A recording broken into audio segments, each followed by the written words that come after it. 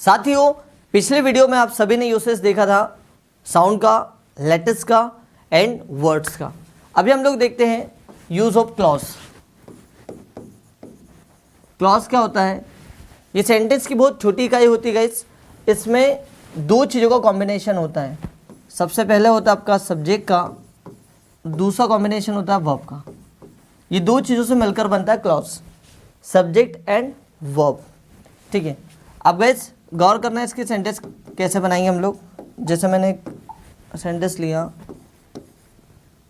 He comes, वह आता है। शी गोज, वह जाती है। आई टीच, मैं पढ़ाता हूँ। दे न्यू, उन्हें पता चल गया।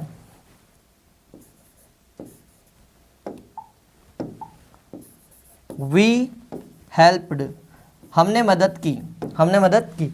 अब गौर करें यहाँ पर, एक तो सब्जेक्ट का कॉम्बिनेशन है, दूसरा वर्ब का है। इधर भी subject verb, subject verb, subject verb and subject verb. तो ये सब्जेक्ट और वर्ब के कॉम्बिनेशन को हम लोग कहते हैं क्लॉज। अब इसके टाइप्स क्या क्या होते हैं वो हम लोग उसको डिटेल्स में अगले वीडियो में पढ़ेंगे गाइस।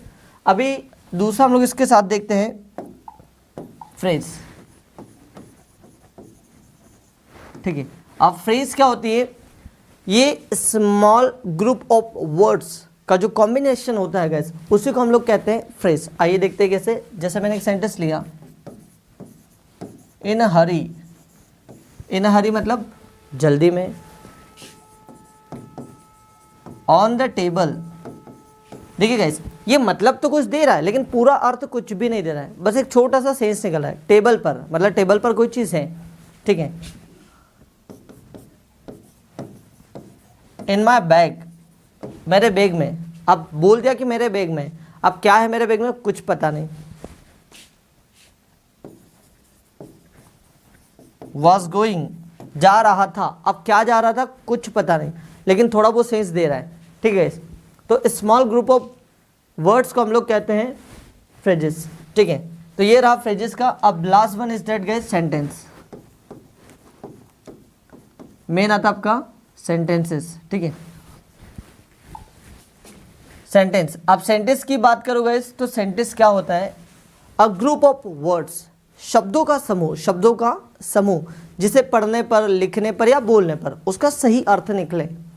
शब्दों को पढ़ने पर, लिखने पर या बोलने पर यदि उसका सही अर्थ निकले उसे ही हम कहते हैं सेंटेंस। अब सेंटेंस को हिंदी में हम कहते हैं वाक्य। ठीक है गाइस, अब सेंटेंस की बात की जाए तो सेंटेंस कंप्लीट तीन चीज़ों से मिलकर होता है। कौन कौन सा बता देता हूँ। इसमें सबसे पहले आता आपका सब्जेक्ट, दूसरा आता है वर्ब और तीसरा आता है आपका object.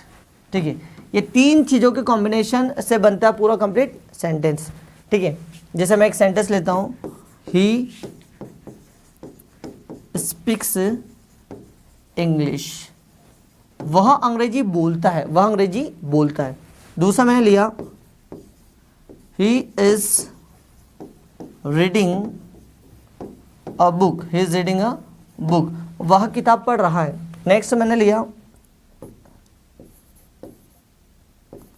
Rahul will help you, Rahul आपकी मदद करेगा।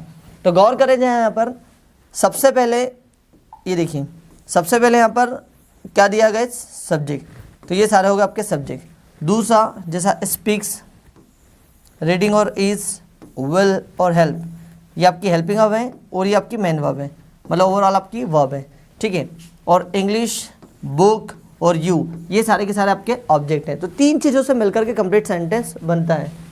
किस किस से? सब्जेक्ट, वर्ब और ऑब्जेक्ट। आगे हम लोग इसे डिटेल में पढ़ेंगे आने वाले वीडियो में कि सब्जेक्ट क्या होता है और कैसे बनता है, वर्ब क्या होती है, किस प्रकार की होती है, सब्जेक्ट भी कितने प्रकार के होते हैं, सब डिटेल में पढ़ेंगे। ऑब्जेक्ट भी कितने प्रकार के होते हैं डिटेल्स में पढ़ेंगे। अभी के लिए इतना ही। आप सभी का बहुत बहुत धन्यवाद इस वीडियो को देखने के लिए।